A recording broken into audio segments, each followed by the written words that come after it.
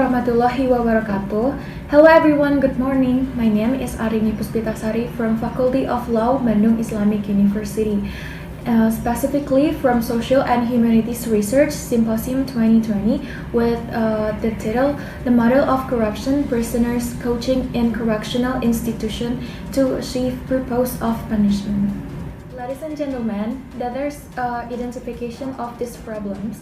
The first one is, what are the factors causing the deficit in the coaching of corruption convicts in correctional institution? And number two, what is the model for fostering corruption convicts in prisons to achieve the objectives of punishment?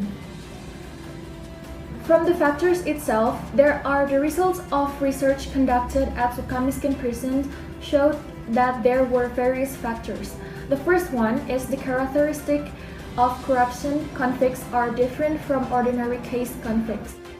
Generally, they have a financial strength that can buy luxury facilities in the prisons from officers who do not have the integrity and commitment to eradicate corruption.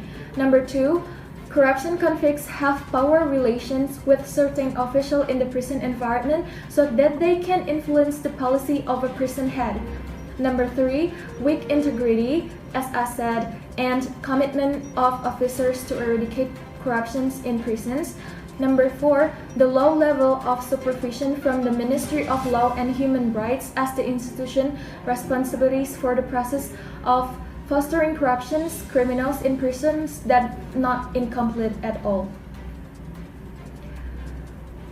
The training model needed to answer the challenge of this impotence in prison functions for corruption convicts. The prisons must formulate a new policy as breakthrough because the corruption convicts must be empowered according to their expertise that provides benefits to other prisoners. Therefore, steps to foster and empower corruption convicts are: the first one is guidance for mixing corruption prisoners with general prisoners. The first one is, it is necessary to formulate a policy so that the corrupted convicts are not placed in one prison, but mixed with other general prisoners so that their intellectual abilities such as their teaching English skills, mathematics and information and technology and others can be shared to other general prisoners. And number two, spiritual development and in prisons must be carried out intensively to make corruption convicts closer to God, the Lord who gives guidance of lives and provides guidance for someone to realize their mistakes. Number three, social development. This guidance is considered important to open the minds of corruption convicts that there are still of many people who live in distress and under pressure. The presence of the state to survive, and this guidance too is carried out by mixing inmates by the community after undergoing 1, 2, 3 and have shown improvements.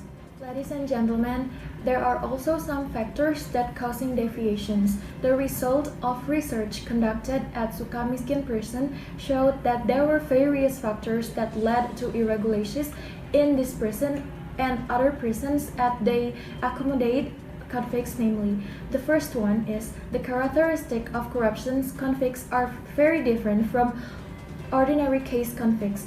Generally, that they have the financial strength so that they can buy a luxury facilities in prisons. Number two, corruption convicts have power relation with certain official in the prison environmental so that they can influence the policy of a prison head.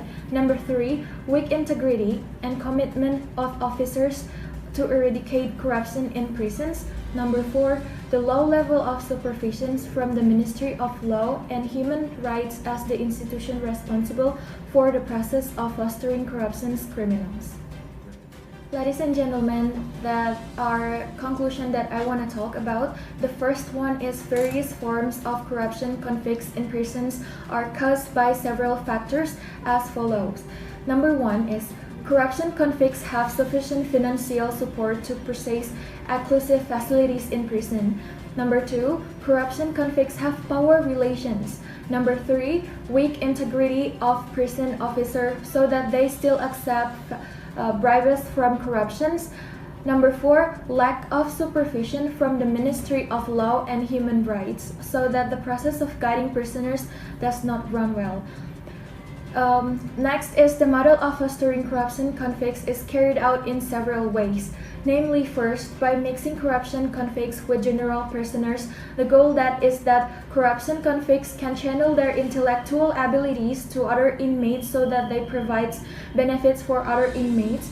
And secondly, providing intensive and continuous spiritual development through various religious activities such as routine recitation, Coreectional prayer, Islamic boarding schools to get closer to God and open the way to realize mistakes and improve oneself. Thirdly, mixing prisoners outside prison with the community after serving of their sentence by obliging them to participate in social activities for the purpose of feeling and mutual cooperation, mutual respect, and maintaining trust. There are also some recommendations from me. The first one is to eradicate the participate of irregularities in prisons. The Ministry of Law and Human Rights should foster the integrity of human resource in the prison and environment by implementing a reward and punishment system for prison officers. And corruption convicts have high social status and adequate financial support to purchase special facilities from prison officers so that they a social and spiritual development model is needed. This model is relevant to be applied to corruption convicts to realize their mistakes, raise legal and social awareness, and correct themselves for mistakes and produce benefit for other prisoners and general public. Ladies and gentlemen, thank you for your attention. I hope this research can be useful for government and also us, especially Indonesian society. And I hope the next year Unisba can hold an international conference that is will highlighting Islamic values that can be very useful for the society. I'm Arini Puspitasari. See you at the next conference. Bye!